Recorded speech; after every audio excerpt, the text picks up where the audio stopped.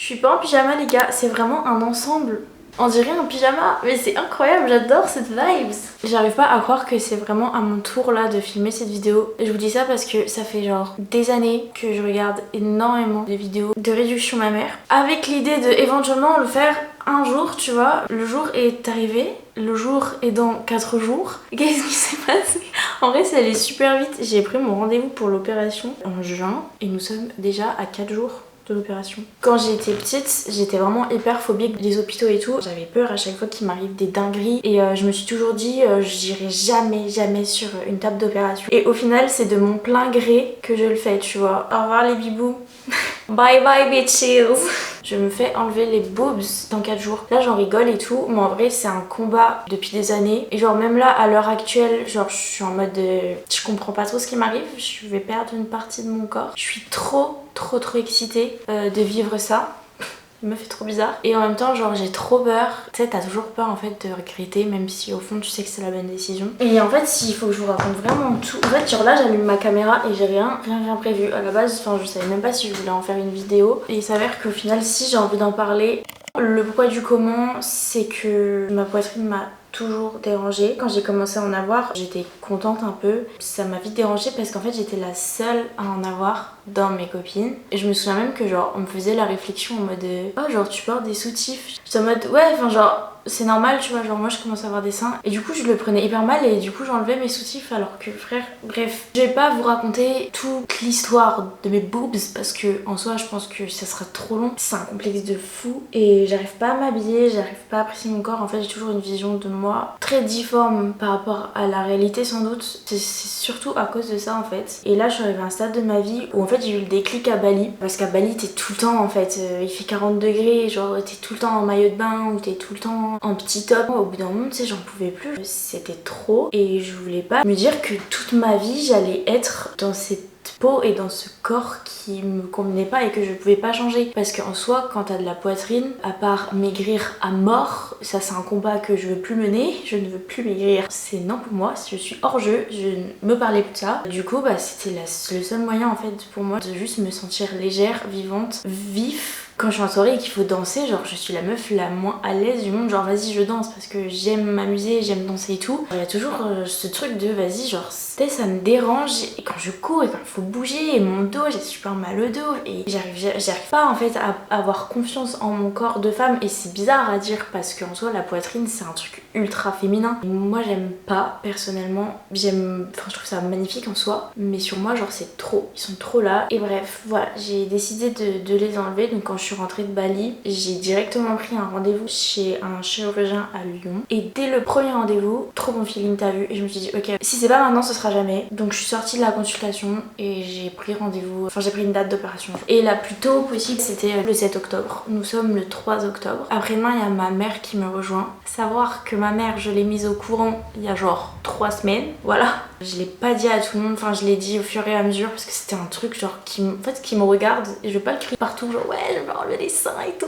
Non, parce qu'en soi c'est pas fun, c'est une partie du corps qui reste intime tu vois. Par contre j'ai vraiment envie d'en parler sur les réseaux une fois que ce sera fait et que ça sera bien passé. Ça se trouve cette vidéo ne verra jamais le jour parce que ça se trouve je vais mourir sur la table d'opération. Ça se trouve je vais être en chialade totale, je ne sais pas, l'avenir nous le dira. Je veux surtout véhiculer un message parce que on n'en parle pas énormément. Moi toutes les vidéos que j'ai regardées sur YouTube elles m'ont hyper aidé à prendre ma décision, elles m'ont rassurée, elles m'ont fait flipper aussi hein, mais elles m'ont montré que vas-y genre c'était pas insurmontable et que ça changeait la vie en fait. J'ai fait tous les rendez-vous qu'il fallait, c'était une vraie galère, j'ai dû gérer plein de trucs solo parce que je sais pas pourquoi je l'ai pas dit à ma mère avant. À partir du moment où je l'ai dit à ma mère, je me suis sentie un peu plus légère parce qu'au début c'était un peu galère de gérer tous les rendez-vous. Il me reste plus qu'à faire mon test PCR mercredi, d'aller à la pharmacie pour aller chercher tout ce qui est bas de contention, médoc, antidouleur etc. pour après l'opération et puis j'arrive pas à croire que en fait je suis vraiment dans le déni, je vous jure, en fait je stresse pas du tout. Je pense que mon stress il est hyper enfoui parce que j'en rêve la nuit mais sinon je stresse pas, genre j'ai pas peur, j'ai l'impression d'être dans le déni. Toi Julia, genre tu vas faire une opération et t'es au calme comme ça. Si vous m'aviez dit ça il y a peut-être 2-3 ans mais j'aurais été en panique totale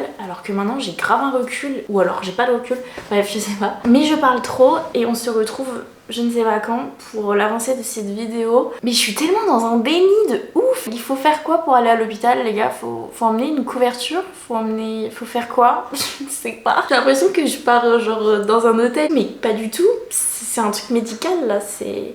Je vous avoue qu'en ce moment je trouve ça grave bizarre de me dire qu'on va m'ouvrir le torse. Là j'ai encore mon corps normal, naturel entre guillemets, et genre dans quelques jours on aura retiré une partie de mon identité. Ouais, je suis trop bizarre, je sais, mais il faut que je vous partage mes doutes aussi. Mais en même temps je vais tellement me sentir genre libérée d'un poids physique concrètement et psychologique. Alors je sais que mes seins vus comme ça, je sais pas si vous captez, genre ils sont pas énormes en soi, ils sont jolis entre guillemets. Moi j'aime beaucoup mes seins, mais c'est plus le fait de vivre avec qui est très relou. Et c'est pour ça que je les enlève et j'arrête. Et on se retrouve un autre jour. Je viens de faire une sieste de 2 heures. En fait, je suis tellement anxieuse que j'arrive à rien faire. Mon cœur, il bat comme as. Là, j'ai fait des photos pour ma collab avec Burga. C'est pour ça que je suis maquillée et tout. Là, je vais faire un truc qui est plutôt important, ma foi. C'est que je vais préparer mon sac pour demain. Avec tous les dossiers qu'il faut, tous les papiers, les prises de sang, les trucs. Pour rien oublier. Petite trousse de toilette. Et voilà. Je crois que, en fait, genre je réalise pas encore, mais je crois que mon corps il réalise. Parce qu'il m'envoie des shots d'anxiété là, depuis hier, c'est horrible. Ah bah voilà. J'arrive même pas à parler, genre.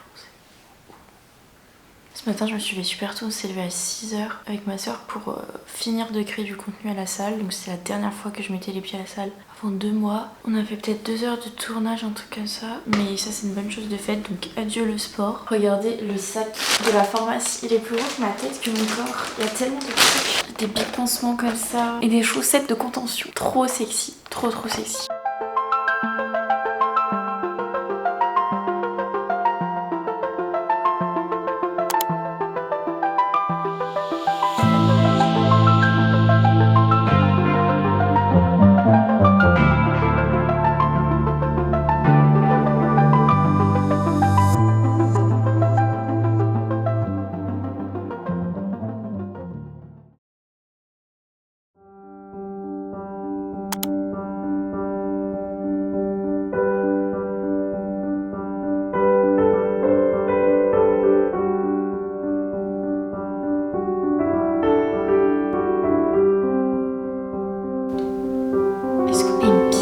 À la base, je voulais vraiment tourner cette partie de la vidéo un peu plus énergique, mais il s'avère que je n'arrive pas en fait à me...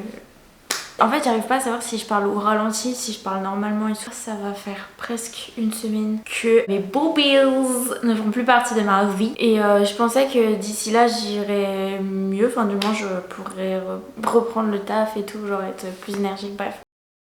Il s'avère que je suis un vrai légume. Je sais pas par où commencer. En fait là je vais vous raconter l'opération, comment ça s'est passé. Faire un petit topo, on va essayer d'être efficace parce que j'en parlerai plus dans une vidéo FAQ je pense. Ou sur un podcast. Dites-moi si ça vous intéresse que je fasse un podcast vraiment genre sur toute l'histoire de mes boobs, le pourquoi du comment, etc. Mais en tout cas peut-être que ça se voit pas actuellement parce que je vous jure là je parle mais je suis sonnée de ouf. Ma mère est partie ce matin donc là je suis toute seule. À tout moment je meurs et personne ne peut s'occuper de moi. Je tiens à dire que je suis la plus heureuse du monde. Genre là, je vous jure que là ça fait une semaine que je me suis fait opérer. J'ai même pas vu réellement mes seins d'en face. Genre je les ai que vus nus de haut parce que pour l'instant j'ai pas envie de voir. Mais rien que la sensation de plus en avoir autant. Juste là, je sais que c'était le meilleur choix à faire. Je ne regrette absolument pas. J'arrive pas à parler, c'est une angoisse. En fait, je veux vraiment tourner ce bout de vidéo maintenant parce que j'aimerais vraiment poster ma vidéo. Comme ça, on en parlera plus librement sur Instagram parce que là, je vous ai dit... Ah non, faut pas que je bouge.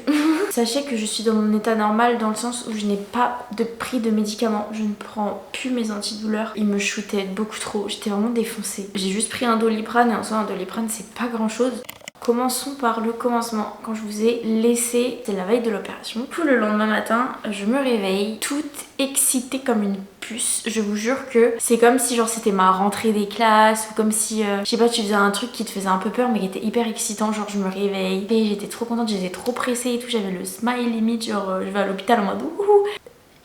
Je ne sais pas. Je pense qu'en fait c'était pour cacher un peu mon anxiété. Comme si j'avais dit à mon cerveau fais genre t'as pas peur et fais genre t'es contente.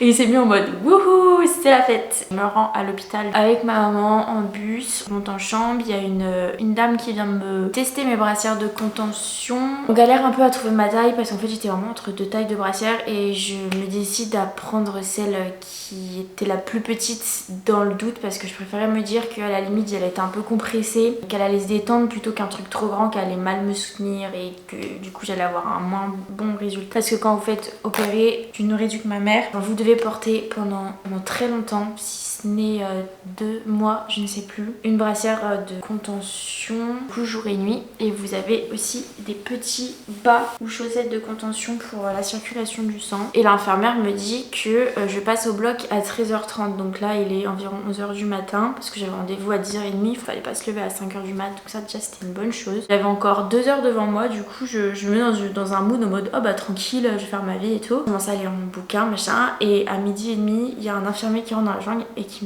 me fait bah on descend au bloc quoi, c'est l'heure. J'étais encore habillée, j'étais même pas dans ma blouse et tout, j'étais vraiment en mode tranquille ou pépouze. Je fais ah merde, et là du coup en fait le fait que ça arrive d'un coup, genre 1 heure en avance, ça m'a mis un choc d'anxiété, genre tout allait très très vite. J'ai mis ma blouse, on m'a descendu au bloc et en fait avant d'arriver dans la salle d'opération, t'es dans un couloir, t'as ton anesthésiste qui vient et en fait avant l'anesthésiste, j'étais là genre, en fait j'ai vraiment eu une sorte de pic d'adrénaline, genre je sentais vraiment que j'étais en stress.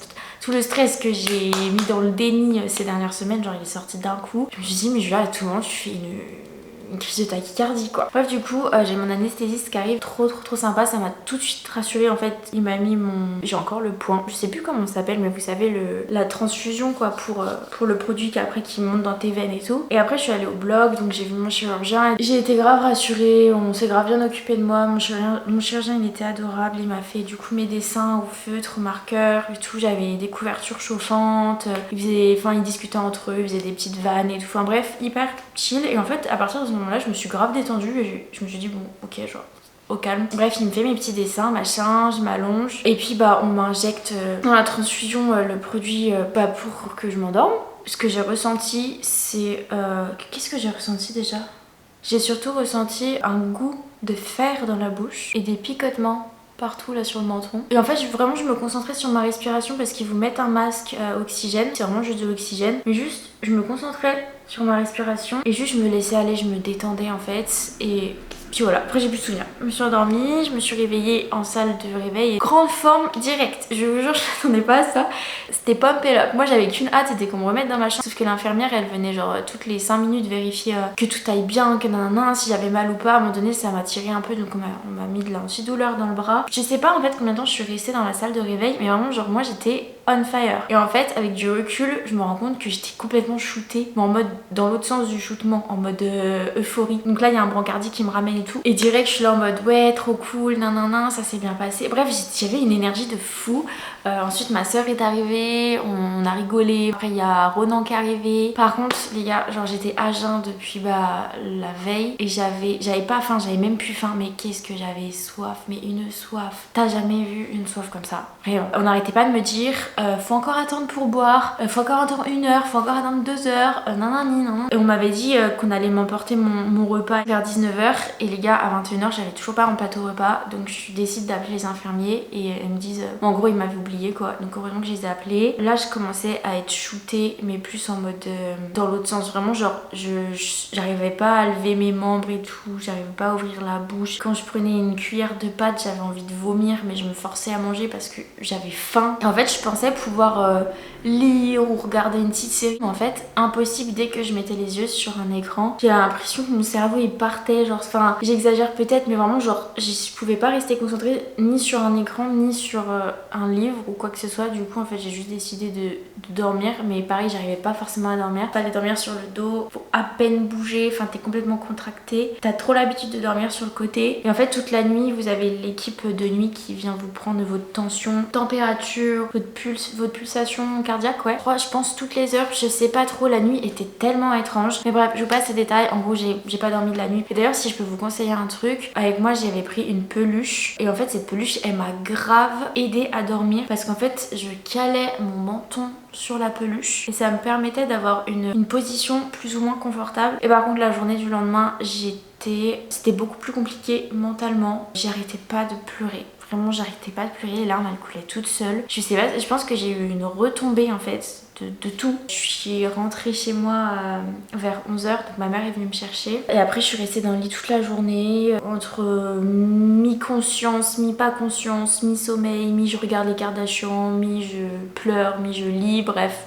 Réalité, tu fais ta vie dans ton lit. Le soir, petite soirée sushi avec Zafira, Loïc, Ronan, ma mère. Je mange 3 sushis, j'ai envie de vomir parce que je commence les antidouleurs, donc c'est des antidouleurs à base d'opium et ça m'a complètement défoncé les gars. Je vous jure, j'ai pris l'opium pendant 3 jours. Et en fait, c'est horrible parce que en fait, tout d'un coup, tu te mets à rigoler, tu sais pas pourquoi, et après, t'es crevé. Et ce que je ne vous ai pas dit, les loulous, c'est que le lendemain, je rentre de l'hôpital et qui se pointe chez moi? Devinez. Juste devinez qui se pointe. Mes règles. À savoir que moi, mes règles, physiquement, ça me fait rien. Mais mentalement, c'est-à-dire que j'ai vraiment envie de mourir. Je suis au plus bas, je ne gère plus aucune émotion. Je vois tout en noir.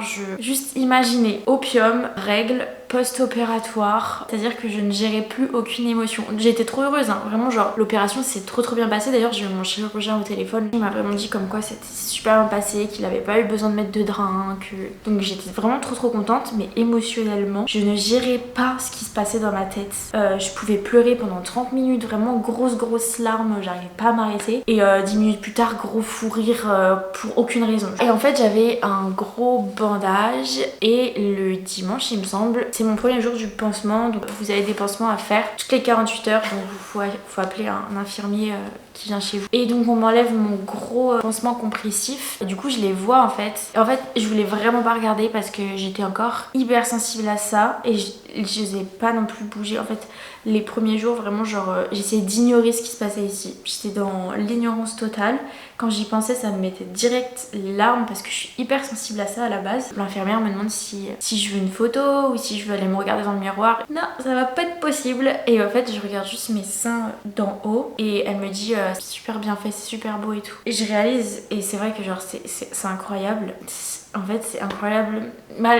En plus du fait qu'il soit beau, enfin ça en soi je m'en fiche un peu. C'est surtout qu'en fait tu réalises et tu te dis c'est fait. En fait ça s'est passé tellement vite parce que j'ai pris mon rendez-vous en juin. Si on m'avait dit début 2022 oui tu feras la réduction mammaire, parce que c'était tellement une idée enfouie dans ma tête. Et il y a vraiment eu ce déclic de vas-y maintenant tu le fais, il y en a marre. Et en fait ça y est c'est fait et tout le moment hôpital, opération et tout, en fait il se passe tellement de trucs dans ta tête et tout, ça va très vite et en fait tu te retrouves très rapidement chez toi de retour et c'est fait genre. Et c'est incroyable. Et en fait j'ai des pansements à faire toutes les 48 heures, donc là mon infirmier il est passé par exemple il y a 2 heures. Je me douchais avec. Là je commence à ne plus avoir peur de faire des mouvements. J'ai pas le droit de lever les bras, j'ai pas le droit de porter des choses, de tirer des choses. Mais avant j'étais vraiment en mode je ne bouge pas mon corps, j'étais vraiment hyper crispée, ce qui fait que j'arrivais pas à dormir et j'avais le dos coincé de ouf là ces derniers jours. Et en fait mon infirmier m'a dit qu'il fallait vraiment que je sois plus en mouvement, que je bouge. Donc j'ai essayé de me balader ces 2 derniers jours avec ma mère, mais mon problème number one en ce moment c'est pas tant la douleur de la poitrine. Alors ça tire un petit peu, c'est pas confortable, mais c'est vraiment minime de ouf. Genre en soi j'ai pas du tout besoin de prendre des antidouleurs. Mais mon problème surtout c'est mon équilibre et mes étourdissements en fait. J'ai du mal à aller marcher. J'ai très vite envie de tomber par terre. Et ça c'est très chiant. Tout ça pour dire que je suis très heureuse. En fait je sais pas quoi dire de plus. J'ai l'impression que depuis une semaine je suis dans un rêve, je vous jure. À tout moment on me pince et on me dit non mais t'as rêvé toi, jamais de la vie tu vas te faire opérer, t'es une grosse fiotte, tu vas garder ça toute ta vie sur toi et tout. En fait je l'ai fait les gars, je l'ai fait, je vous parle là maintenant dans le moment présent. On est jeudi 13 octobre, tout s'est très bien passé et une nouvelle vie s'offre à moi. Je vous jure que rien que là je me sens tellement légère. J'ai trop hâte d'être cicatrisée, de pouvoir m'habiller. J'ai trop hâte là d'aller faire les boutiques les gars, ou juste de mettre des t-shirts que j'ai jamais pu mettre. Je suis trop excitée de plein de choses. J'ai l'impression que c'est vraiment une nouvelle page de mon livre qui se tourne, t'as vu. Et je sais que ça peut paraître hyper bête pour plein de personnes qui m'écoutent là actuellement, qui comprennent pas forcément ce que c'est le complexe d'avoir des seins parce que vous ça vous dérange pas forcément ou parce qu'au contraire vous aimeriez en avoir. Mais en fait je pense que vraiment cette sensation elle est propre à chacun. Pour moi c'est vraiment un nouveau départ et ça peut paraître con parce qu'en soi on parle juste de boobs, on parle juste de quelque chose de normal en fait sur un corps. Et pourtant je peux vous jurer que ça peut gâcher la vie, ça peut handicaper la vie d'une certaine manière. Je suis très heureuse. Voilà, c'est tout. J'ai vraiment hâte en fait de vivre ces prochains jours. C'est trop bête à dire, mais genre je sens qu'il y a vraiment un poids psychologique et physique qui vient de partir. Je me sens légère, je me sens vraiment légère à tout point de vue. Bien évidemment, le plus important, je pense que ça sera l'update que je pourrai en tirer d'ici quelques mois. N'hésitez pas à vous renseigner vraiment, parce que si vous vivez mal avec, ça peut vraiment être une clé juste pour être heureux, parce que je pense qu'on n'est pas là pour subir nos vies et ce genre de décision ça nous appartient, et si on sent vraiment que c'est un frein à notre bonheur général, il faut se donner les moyens d'être le plus heureux possible. Je dis pas que la vie c'est la course au bonheur et tout, parce qu'au final penser comme ça peut être encore plus compliqué. S'il y a des choses qui peuvent se régler, s'il y a des problèmes qui peuvent avoir des solutions, je pense qu'on mérite tous d'être quand même heureux et de vivre sa vie pleinement. Et ce genre de petites choses qui handicapent, si elles peuvent être réglées, bah autant les régler, tu vois. Tu peux accepter beaucoup de choses dans ta vie, tu peux accepter des situations, tu peux accepter des parties de ton corps. Je pense que tu le sais en fait, quand il y a des choses que tu pourras pas accepter et il y a des choses qui pourront te libérer. Et ça pour le coup, depuis que j'ai dit ça, moi je sais que c'est un truc qui ça va pas. Il y a un truc ça va pas, c'est pas en harmonie avec mon moi psychologique, je veux dire, genre je saurais même pas comment expliquer. Les personnes qui vivent ça, je sais pas, essayer peut-être de l'expliquer en commentaire. Et le fait de m'être libérée de ça, déjà je sens que je suis plus en harmonie avec mon moi intérieur. C'est trop plaisant en fait. Donc bref, on parlera acceptation, je pense, dans un podcast. Pour le prix de l'opération, parce que je pense que c'est une question super importante. À savoir, moi j'ai effectué mon opération via une clinique esthétique privée. Je me suis opérée dans un hôpital privé et du coup ma mutuelle elle rembourse pas tous les frais et tout, malgré le fait que j'ai enlevé, ça je vous l'ai pas dit, j'ai enlevé 310 grammes par sein, donc ce qui est quand même pas mal. Malgré le fait que j'ai enlevé un volume important, j'ai pas été remboursée à 100%, donc là je suis encore en train de payer mon opération. L'opération a coûté 3000 €, moins du coup ce que va me rembourser la mutuelle. Bref voilà, j'espère que cette vidéo vous aura plu, que vous aurez eu des réponses à vos questions. Moi je vous retrouve très bientôt dans une prochaine vidéo, j'espère. Que là j'ai vraiment trop hâte de me lever de ce canapé et de reprendre ma vie, enfin du moins de reprendre les vidéos. Je commence un peu à me faire chier dans ce 5 mètres carrés. Voilà. Mais sinon voilà, je vous fais de gros bisous. Portez-vous bien et soyez en harmonie avec vous-même. Vraiment c'est le plus important. Bisous. 1, 2, 3, jump!